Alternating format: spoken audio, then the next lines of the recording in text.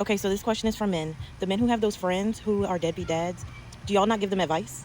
Because I'm sure y'all have kids of y'all's own, so I'm just trying to figure out, do y'all tell them, like, hey, what you doing, man? Like, what's up, bro? Like, y'all don't give them advice? Tell them to be in their kids' lives, or you just go along with it?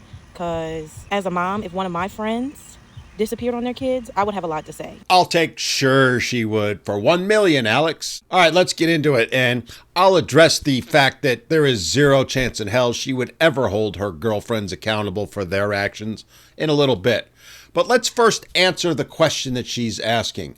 Do men hold other men who don't pay their child support accountable? And the short answer is yes, they do. Which every woman now watching this is jumping out of her chair going, no, no, no, you're wrong. That's not true. Because they sincerely believe they know better what two men are saying to each other in a conversation than the two men do. But that's for another video. Since I've already got them pissed off, let's just keep running with it by laying another little fact on them, which is the fact that the actual number of men who knowingly and willfully refuse to pay child support is a very, very low number. The overwhelming majority of men who don't pay child support do so not because they're dead beats, but because they're dead broke. Far and away, the number one reason why child support doesn't get paid is the man has lost his job. And I've done entire videos and podcasts on it, so I'm not going to go into detail on it here.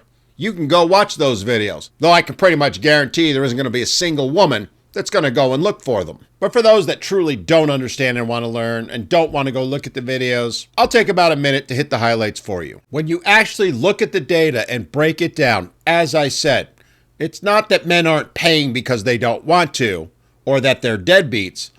It's because they don't have the wherewithal or capability to make the payments. Most often, as I said, through job loss. And there are very few judges that will take job loss into account, or the fact that sometimes men can't get the same level of employment that they used to have, and thus take jobs that pay less. Not by choice, but because they have no option. Yet these same judges refuse to acknowledge that that reality exists and continue to expect the man to pay the support at the level of his old job, often leaving him with literally pennies. The most obvious example being professional athletes, who when they retire and lose that income, still have to pay child support as if they were still playing. But be assured it happens to the average man every single day as well. Now I know all the single moms wallowing in their victimhood are going apoplectic right now, going, but there's dozens of studies that show otherwise. As I've shown time and again before, those studies are either deeply flawed or outright misrepresentations.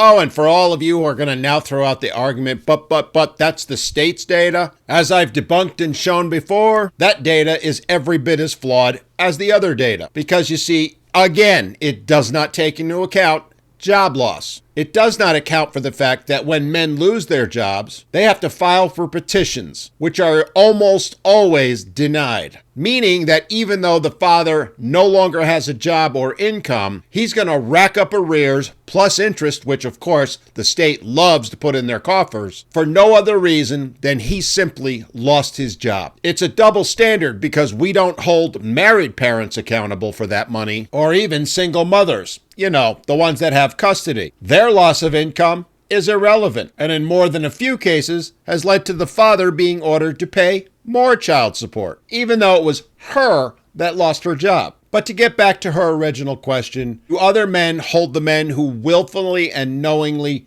do not pay their child support accountable? You're damn right we do. In fact, when I work with men who are going through divorces, the first thing I tell them is make sure you pay your child support.